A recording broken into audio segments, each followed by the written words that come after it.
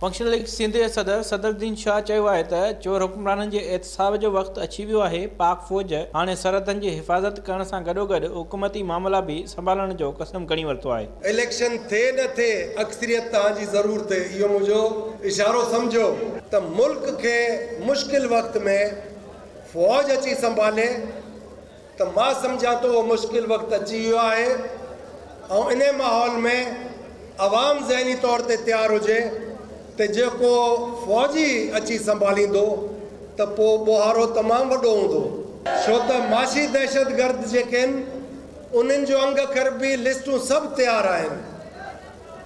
Airport खां वापसि हितां निकिरण वारो गस जेको आहे उन ते कंडा उन्हनि लाइ रखी छॾिया आहिनि त मतां ईअं पेरनि ते निकिरी वञनि। हैदराबाद में वर्कर्स कन्वेंशन खे ख़िताब कंदे फंक्शनल लीग सिंध जे सदर सदरुद्दीन शाह चयो त मुल्क में करप्ट हुक्मराननि खे निकाले ॾियण जो वक़्तु अची वियो आहे। ईंदड़ वक़्तु नौजवाननि जो आहे। करप्ट हुक्मराननि जे एहतसाब लाइ नौजवाननि खे अॻिते अचण जी ज़रूरत आहे। मथां जेके आज़मायल हुक्मरान आहिनि उहे तव्हां ॾिसंदो मटिजी वेंदा ऐं हेठां साफ़ सुथरा उहे ईंदा जिन वटि घटि में घटि 15 खां 20 साल तव्हांजी ख़िदमत ॾियण लाइ उमिरि हूंदी।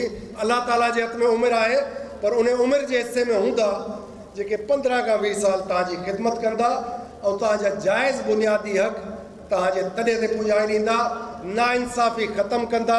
कन्वेंशन के खिताब कंदे मुस्लिम लीग फंक्शनल सिंध के जनरल सेक्रेटरी सरदार रहीम चयो त मुल्क में जमहूरियत जो राग गायो पियो वञे, पर जमहूरियत जी दावा कंदड़नि खे उहा ख़बर ई नाहे त जमहूरियत धांधलीअ सां न पर हक़ीक़ी वोट सां हूंदी आहे। खेनि ईंदड़ इलेक्शन थींदे नज़र न पई अचे। जमहूरियत नाम है लोगों की राय का, और लोगों की राय कैसे ली जाएगी?